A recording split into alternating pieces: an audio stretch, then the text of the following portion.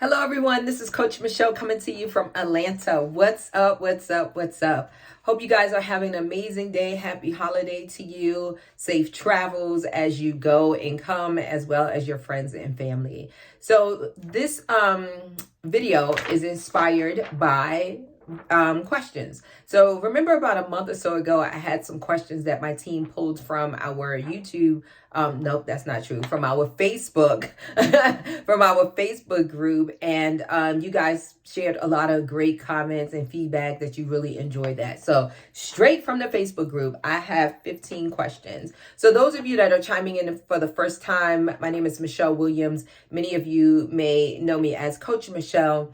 And I specialize, my team and I have a consultancy firm. We specialize in helping individuals start and grow their home care business. So the channel is dedicated to helping you guys really through that startup phase, informational phase.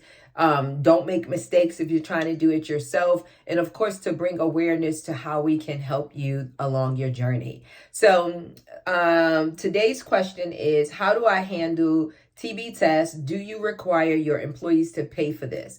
So guys, I personally, don't recommend sending anyone to anyone's mama, daddy, loved one home if they have not been TB screened, right? If they haven't had their PPD. And of course, this is excluding any exemptions that may apply to vaccinations and different, beliefs, right? So I'm just talking as a whole. If your state requires it, if your state does not require it, it may be very wise for you to do that because you want to make sure your caregivers are safe as well as your clients, and you want to mitigate your liability as much as possible. So when we talk about how to handle TB tests, some states that are regulated have specific guidelines, especially like North Carolina, actually South Carolina.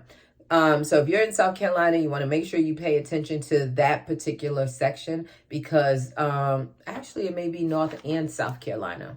Let me think about that for a minute. Well, if you're in the Carolinas, definitely look because it's a little more involved than the other states. Regardless of what state you're in, if it's regulated, you definitely want to look at your rules and regulations for licensing to make sure you adhere to the TB testing requirements.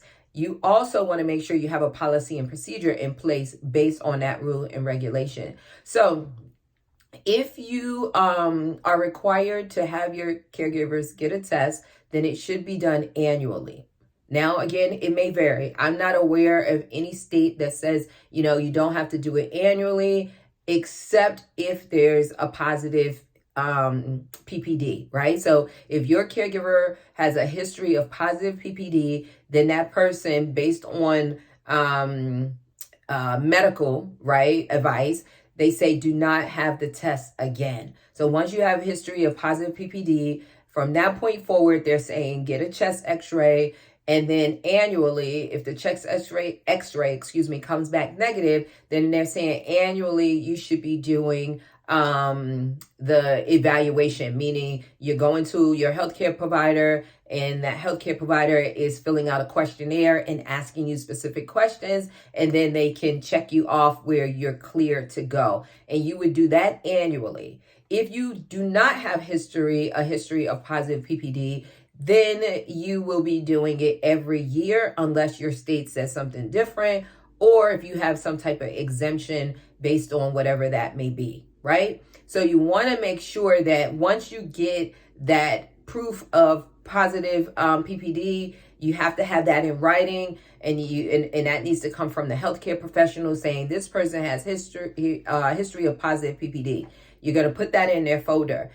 And then you're going to put the results from the chest x-ray as well, just the findings. You're not going to have the actual chest x-ray inside of the caregiver's folder, but you will have documentation from their healthcare provider that states this person is clear, basically. If they do not have a positive PPD, you're going to get the letter that they get from their healthcare provider, and you're going to put a copy inside of the caregiver's folder. And then that way, regardless of their status, you have proof that it was done or how it's being handled if they have a positive PPD. So again, you got to make sure you're adhering to the state rules and regulations, because some states, like I mentioned in the Carolinas, I keep thinking both of them. So it may be both, but I know for sure one of them have like a 2-part process, right? So you want to make sure you're adhering to what they're doing. So one of the things that you have to be very mindful of is that it's on professional letterhead from the provider. Because if it's not, say they make a copy, say the caregiver makes a copy and doesn't include the entire sheet, they just focus on negative PPD or positive PPD, whatever the outcome is, and you put that in your folder, when the state comes out to do their survey, you can get dinged on that because they don't know if it's legit or not. So you want to make sure it's on professional letterhead from the healthcare provider, and then that way you know you're good to go. Okay. Now, in regards to the second part, do you require your caregivers to pay for it? Yes. I don't know of any providers that are actually paying for the PPD, the TB test, unless they have a service that offers that. Okay.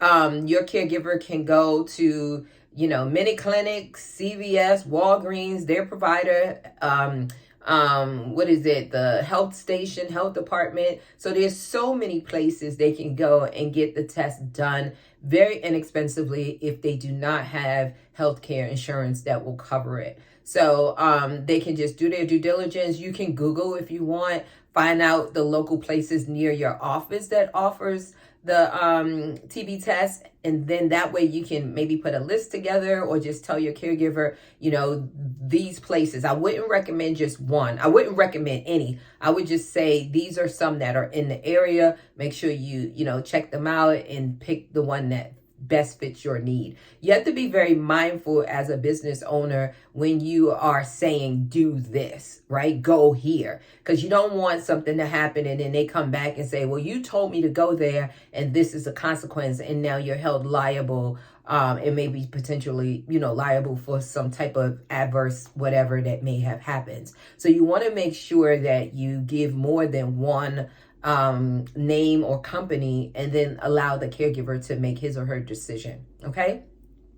So you do not pay for it. Now, if you decide, if you want to hire someone and financially, because they're looking for a job, financially, they're unable to invest however you really want that person to work, and you have listen to this, guys, you have a client that you are going to send them to, meaning you're sending them out and they're about to start work. What does that mean? That means that they're going to get paid on Friday or next Friday, depending on how you do your payroll. So you could technically make sure you have something in writing saying that you're paying for this upfront and that you're going to take it out of their first paycheck. So you're going to withdraw that dollar amount. So say it's $20, you're going to withdraw $20 from their pay, but make sure you have something in writing so you are both in agreement that you are deducting money from that person's paycheck. So it's just that simple, guys. The number one takeaway from this is check your rules and regulations. Number 2, make sure you have a policy and procedure in place, regardless if your state requests it or not. If you decide that you're going to require your caregivers to have a negative TB screening and or positive history of PPD, and then you have proof, documentation from their provider stating that they are clear, that they do not have signs of tuberculosis. So very, very important. And then the third thing is you're going to decide on, are you paying for it? If so, create a document that you both sign off on it or have the caregiver sign stating that you are paying for this and you will be taking it from their first paycheck. So you want to make sure, guys, it's just like traditional healthcare. If it's not documented, what? It ain't happened. So you want to make sure that you document everything to have a paper trail, and you put it inside of the caregiver's folder. And then that way there's no confusion when you deduct, if you decide to go that route, from their paycheck. So if you have any questions at all, please jot them down below, and I would do my very best to answer those questions for you. In the meantime, guys, this is the week of Thanksgiving. So what does that mean? we have our conference tickets on sale. You get $100 off. So the conference ticket is only $497, and that's for Friday and Saturday. If you're a VIP, then of course you come a half day on Sunday. Guys, the conference is the weekend of March 24th, 2023. You don't want to miss it. It is an empowerment conference that literally have changed the lives of thousands. Yes, thousands. So you want to be in the room. So go to myhomecarecoach.com, myhomecarecoach.com, and get your ticket. Get your ticket and come to the ATL and meet like-minded people, meet people with the right mindset. If case, if yours not, guess what? You can get it there, but you really will benefit from being in a room with people that have been where you are and maybe where you want to go, just to get that additional knowledge, inspiration, motivation, and the tools that you need to move to the next level. And before you ask, because I know you will, is this for individuals that already have their business? No, it's for everyone. It's if you're thinking about it. It's if you've already started. It's if you just getting started and you're stuck. It doesn't matter. This is an empowerment conference for the home care industry. So be in the building. We've been doing this since 2017. We sell out every single year, and every year gets better and better. So I am trusting and believing that 2023 conference will be better than any conference we've had. Now, with that being said, it's hard to top 2022. Baby! If you were in the building at Conference 2022, you know what I'm talking about. So you guys take care. God bless. Make sure you subscribe, turn on your notifications, and like the video. Like the video. So you take care. God bless. And I will see you guys on the next video. Take care.